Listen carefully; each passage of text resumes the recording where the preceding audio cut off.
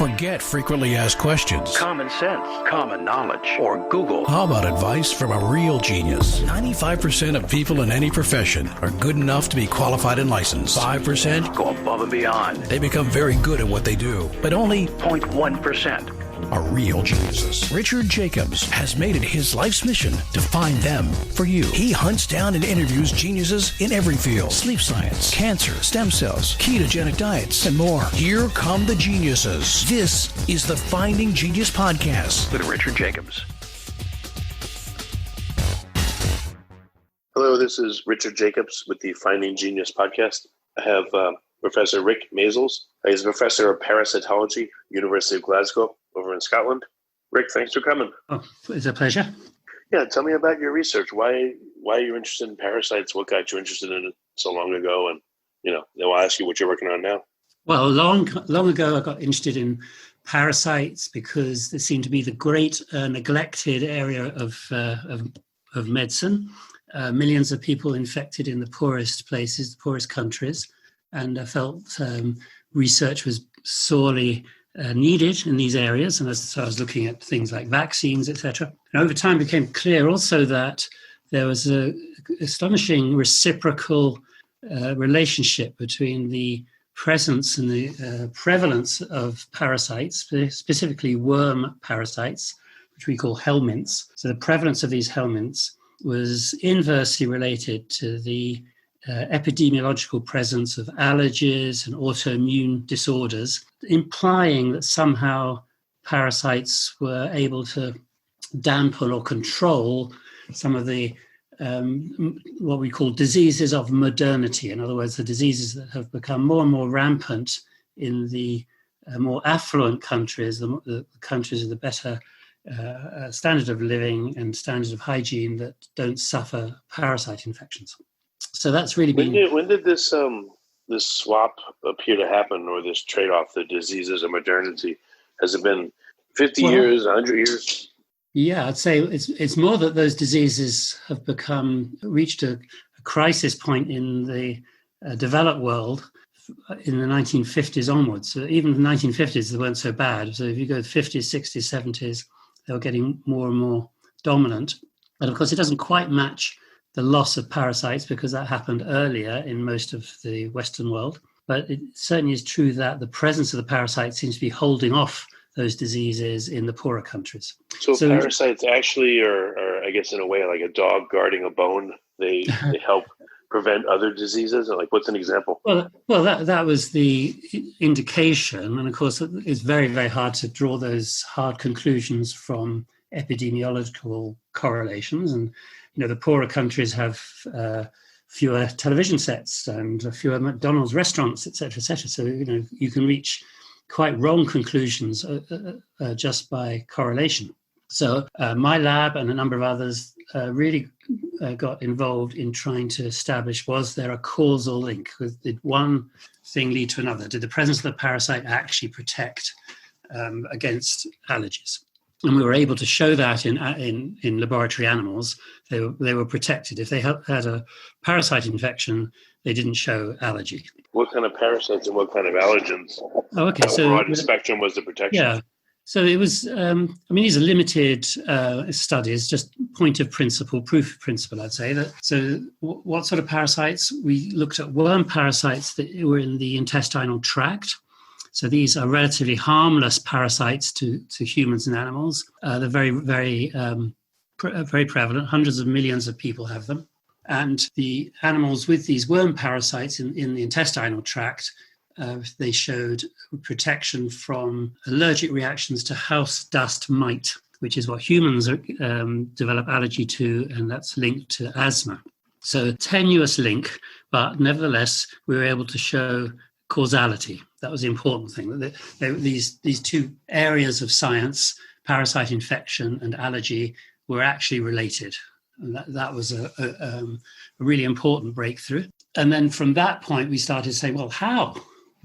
How could this possibly be? And we're carrying out a number of immunological studies, so looking at the different white blood cells in animals, and then other people looking at similar cells in human populations. And there's a common thread which is a type of cell we all have that is called a regulatory T cell. And this T cell that's the policeman. You talked about the dog and the bone.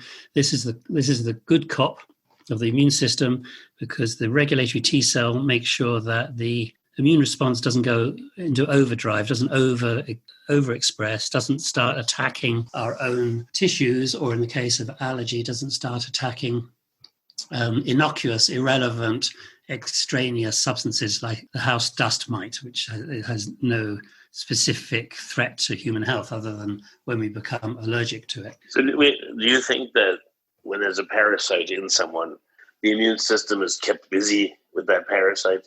Yes. So or do you think arguments. that it's coming? Yeah. What if it's coming from a parasite? There's two arguments. So one is, the devil makes work for idle hands. So it might be if we live in too clean an environment, the immune system's got nothing else to do but turn on ourselves. That's feasible, although that's something that hasn't really been shown, in any formal scientific manner. The other is the parasite manipulating the immune system? Does the parasite decide, well, if we can pour cold water on the immune system, it's not going to throw us out? And unknowingly, then the parasite might then also be dampening responses to allergy. That we do have formal scientific evidence that that's going on. So that's not to exclude the first scenario, but certainly there is chain of command from the parasite that interferes with the immune system, protects the parasite from being expelled, and as a bystander effect, reduces the intensity of the response to allergies. Well, the way to test this in animals would be to give them a parasite and expose them to allergens, but expose them to more and more allergens and see if you expose them to 20 of them and they have immunity to all 20. Well, that tells you something. If they only have immunity to a certain few, then you could look and say, what's the commonality between the few? So did the experimentation go that far? We could do that. I think, actually, the way I'm thinking about it is that parasites restrain the immune system. They don't switch it off. So I think if you were to throw incessant levels of allergens at a human or an animal, they would become allergic. You'd overcome the effect of the parasite. So the parasites are just pulling the level of reactivity down a little bit, but that little bit can be below a threshold. So then there's no manifestation of allergy.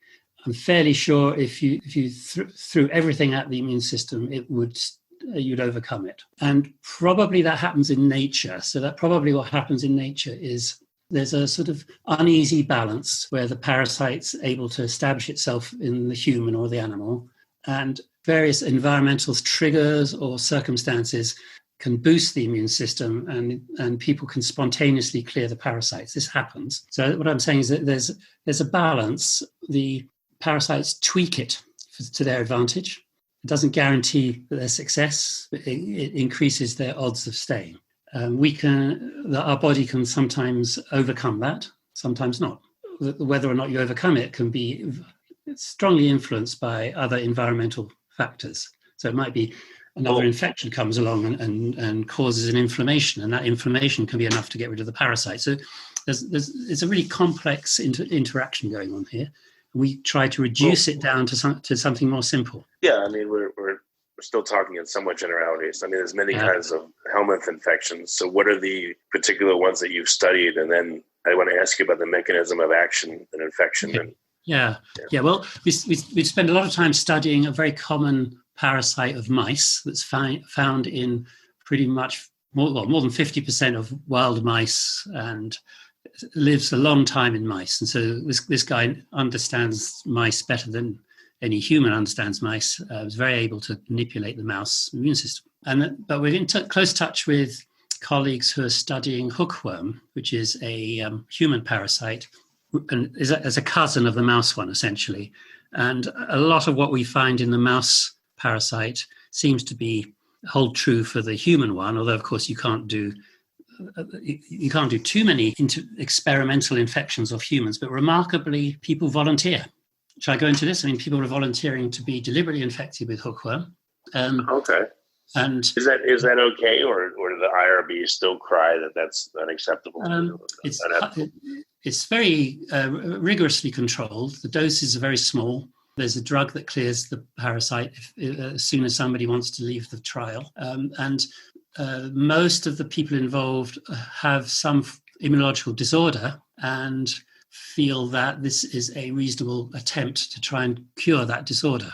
So these trials are going on. I can't point to any publication yet that will say that it's conclusively beneficial, but it's quite clear that some individuals feel they have dampened and abated their symptoms by becoming infected with these hookworms. It's quite empirical, and it's really hard to pin down what the pathway might be. And that's the question you're coming to next, is how do we get at the mechanism or the principles? Well, let's go into hookworms. So there has been an experiment where people were deliberately infected, and then what specific issues resulted for them, or allergens were prevented? It's actually mostly been done with people with intestinal disorders, so celiac disease, which is the insensitivity to gluten, and ulcerative colitis, which is like more of an autoimmune disease. And so people have looked and said, okay, the degree of inflammation is reduced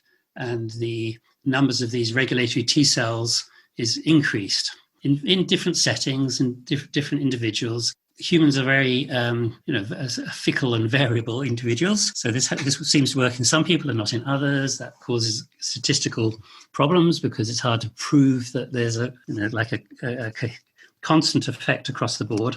So it's still controversial. Is it something that certain people will benefit from, others won't, or is it noise? We don't know yet. What we do know is there's a lot of parallels between the mouse parasite and the human one, which boils down even to the level of the different molecules that the parasites express. And that's been our lead into the next phase. So what we're doing is we're looking at how the parasite releases products, and those products may influence the immune system. Firstly, the hookworm, it stays as just one worm, or there are multiple worms, and do they sit adjacent to cells? Like, where do they go in the body and rest and stay? They go into the intestinal tract, the small intestine, and they embed themselves in the epithelium, the layer of cells, which is the barrier between the body and the lumen, the open part of the gut. And the hookworm themselves, the hook part of the hookworm, literally digs into the epithelial tissue, and they suck blood from the tissue. That's why the dose of the hookworm is very important, because a high dose would cause anemia. A low dose is safe. So then what is remarkable is they invade the body, and yet the body doesn't reject them. Yes, I mean, there's another parallel I like to draw, which is you or I would reject a skin graft from our sibling unless we happen to have an identical twin. So our immune system is that sensitive to the slightest difference. And yet these Helminth worms, these tiny little animals, are evolutionarily hundreds of millions of years distant from us. They can walk in, take up residence, and we don't reject them. So they're overwriting the rules of the immune system somehow.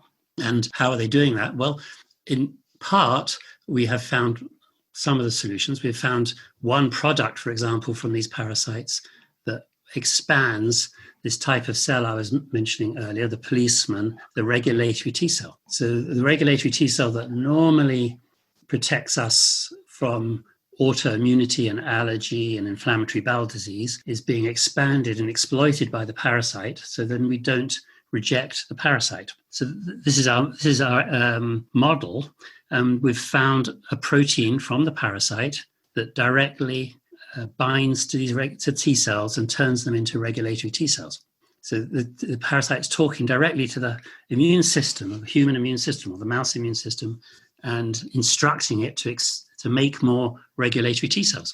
Oh. I'm sure this is not the whole story, but it certainly is something which pulls together both the observations on how parasites might dampen allergy and the conundrum of how such a foreign body can establish a niche in our cells and not be rejected. If you like this podcast, please click the link in the description to subscribe and review us on iTunes. Well, when you have a hookworm infection, are there multiple hookworms or just one big one? No, there are multiple ones.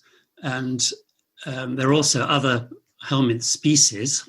But interestingly, it does seem to be that having a hookworm infection doesn't predispose you to more of the other parasites. So this is what I'm saying. What we've found isn't the whole story, because there is something specific about each parasite as well.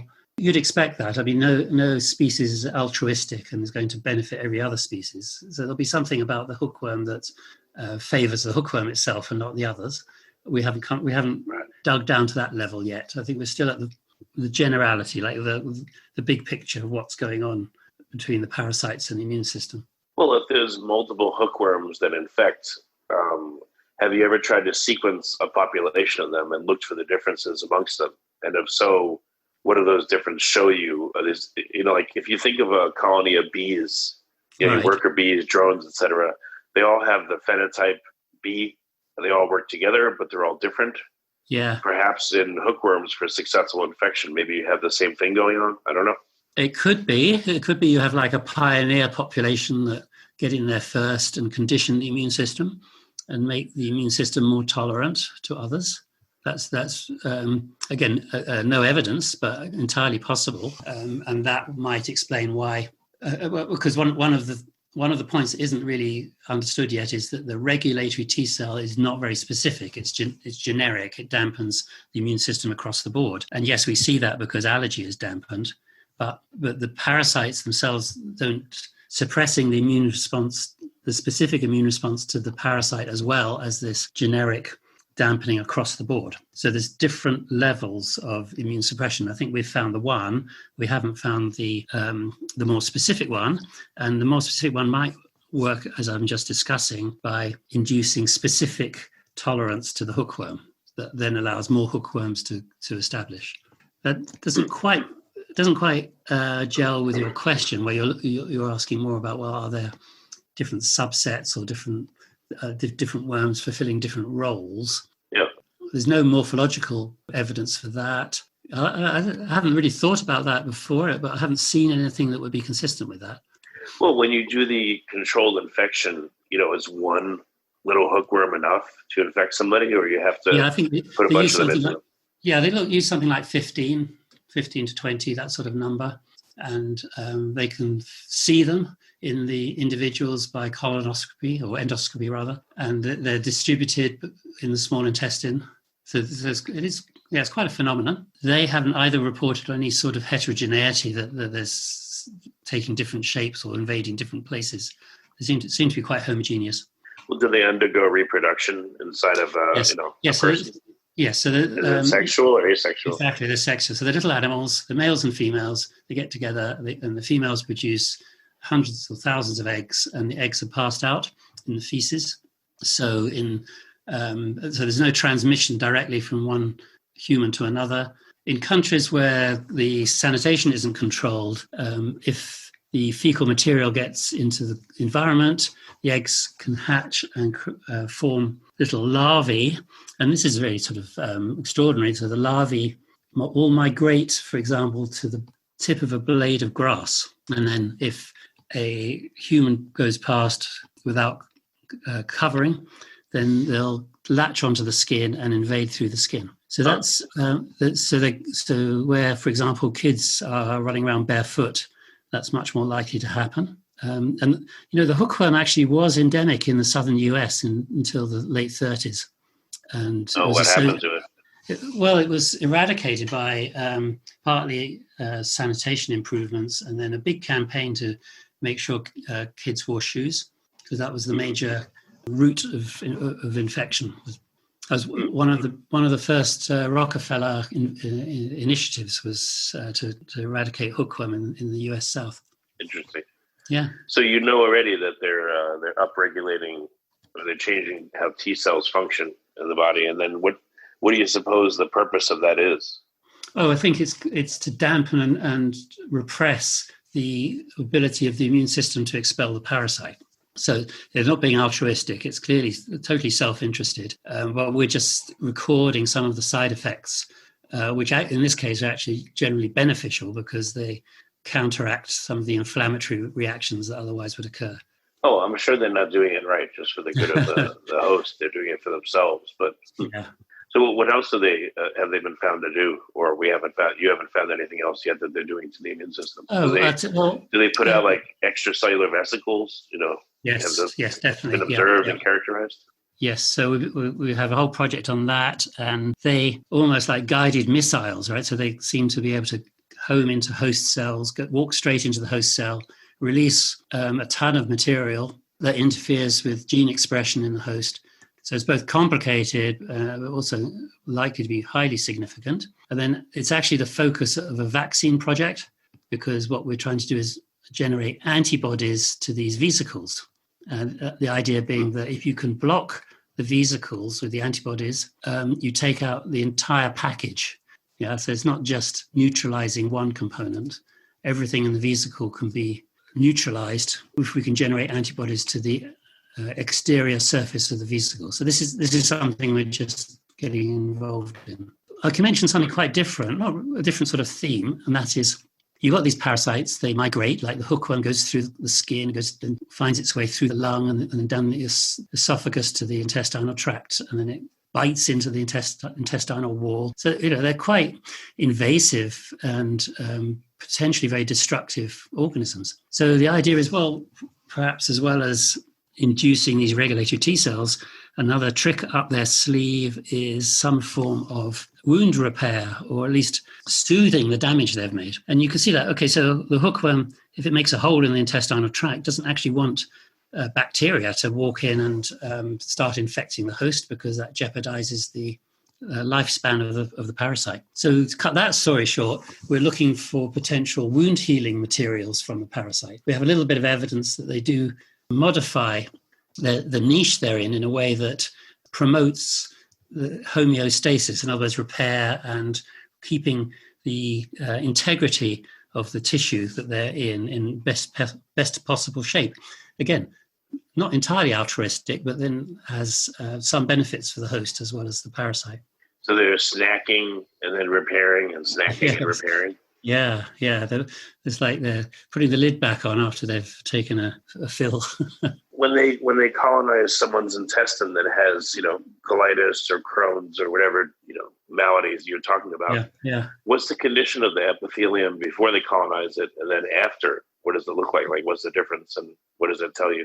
Yeah, I don't think there's enough really to go on yet on that, because obviously to do that, you've got to have quite invasive sort of monitoring and biopsies, etc. And you can't really tell whether improvement in the intestinal condition is that because there's less immune response damaging it, or is it something directly coming from the worm? So I think that's where probably the animal studies are better, in terms of we can be more reductionist. We can take individual products of the parasite, or we can look at much closer time frames, or we could look at what happens in animals that have impaired immune systems, might nevertheless have physical damage to the intestinal tract, so that you can take the immune system out of the equation. I think it's a really good question. I don't think we're ready to answer that one yet. Yeah. Interesting. So what are some of the other experimentations and things you're looking at in regards to the hookworms? Well, I suppose that falls into those categories. We've got products from parasites that expand the regulatory T cells. And then the idea is, can we use those products in some sort of therapy for inflammatory diseases? So that's can we learn from parasites and mimic parasites without actually forcing patients to become infected with a parasite to cure them? So that's one area. The one I mentioned also is the vaccine area, because I suppose ethically, at the end of the day, you don't only want to learn a lesson from the parasites and apply it to the affluent countries. You also want to help the poorer countries deal with their health problem, which is parasites. So can we develop a vaccine that would help to clear the parasites from the endemic countries? So those two things, I think, are the two ambitions that we've got. I think otherwise, we're interested in whether we'll find new wound healing products, or new products that will help in other areas of medicine. And I think the book is open. I mean, every year we're finding new aspects and new vistas that make us think, well, perhaps something from the parasite will be interesting. For example, they seem to affect the metabolism of the host. So then is that maybe a consequence of changing the immune system, because the immune system and metabolism are closely linked? Or is it because they're releasing metabolites, small molecules, that are somehow rewriting our metabolic level? There's evidence that there is an effect. We don't know yet what the root of that effect is. So I'd say keep an open mind. There's plenty of other consequences of parasite infection, good and bad, that we need to be able to dissect out. And maybe from that we can define specific products or specific tools that we can then use in a beneficial manner for both endemic countries and the countries suffering from these modern diseases. Yeah, last question or two. What happens to people that have hookworm and they don't get treated? Well, on the whole, it doesn't seem to compromise lifespan. Some of the other parasites, like schistosomiasis, is much worse because of it causes fibrosis in the liver. And there's a disease called river blindness, which is very serious in terms of life shortening, because once people lose their sight, their economic status is very dire. But hookworm doesn't seem to be that serious in terms of a low level of infection for a long period of time seems to be well tolerated. Where you get high levels of infection, anemia occurs, and so obviously that's a medically important situation. And it's also very deleterious in children. And I think the effect on children is more at the level of growth retardation, deprivation of nutrients and essentials. And it seems that, again, this is recent evidence that kids with high levels of Helminth infections don't do so well at school. So there's scholastic deficiency, and it may be very hard for them to catch up. So there's a lot of socioeconomic reasons as well as medical reasons for focusing on the children, which indeed is going on. There's a huge drug donation programs by some of the big pharma companies where the drugs to clear the Helminth parasites are being donated to the medical systems of the poorer countries. So it's a big priority. And I think the fact that the hookworm doesn't necessarily shorten life is no reason not to treat it in communities generally. Well, if someone has a chronic condition, Crohn's or IBD or whatever it is, are they better off with hookworm instead? Well, I think hookworm alone is better than IBD alone. No doubt about that. The question is whether a combination of hookworm and IBD is better than IBD alone, and that is very unproven.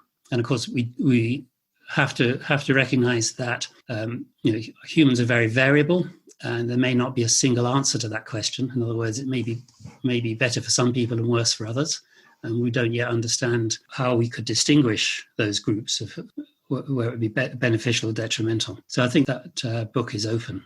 Very good, Rick. What's the best way for people to find out more about your research, and if they would just love to get infected by hookworm? I'm not a physician and I'm not running hookworm trials. I know, I'm teasing. So yeah. But I do know a few people who are, so I can put people in touch with them. Then I've got a little website, which is maizelslab.org. And I've got a little bit of information on that. I'm trying to build that up because I think there is a lot of interest, and I like to make it accessible to everybody, regardless of whether they're scientifically trained or not, because I think this area has a lot of intrinsic interest to everybody, and of course specific interest to people who think it might be important for their own condition. Okay, well, very good, Rick. Thanks for coming on the podcast. I appreciate it. Well, thank you for inviting me. Enjoyed talking. If you like this podcast, please click the link in the description to subscribe and review us on iTunes. You've been listening to the Finding Genius podcast with Richard Jacobs. If you like what you hear, be sure to review and subscribe to the Finding Genius podcast on iTunes or wherever you listen to podcasts. And want to be smarter than everybody else? Become a premium member at findinggeniuspodcast.com. This podcast is for information only. No advice of any kind is being given. Any action you take or don't take as a result of listening is your sole responsibility. Consult professionals when advice is needed.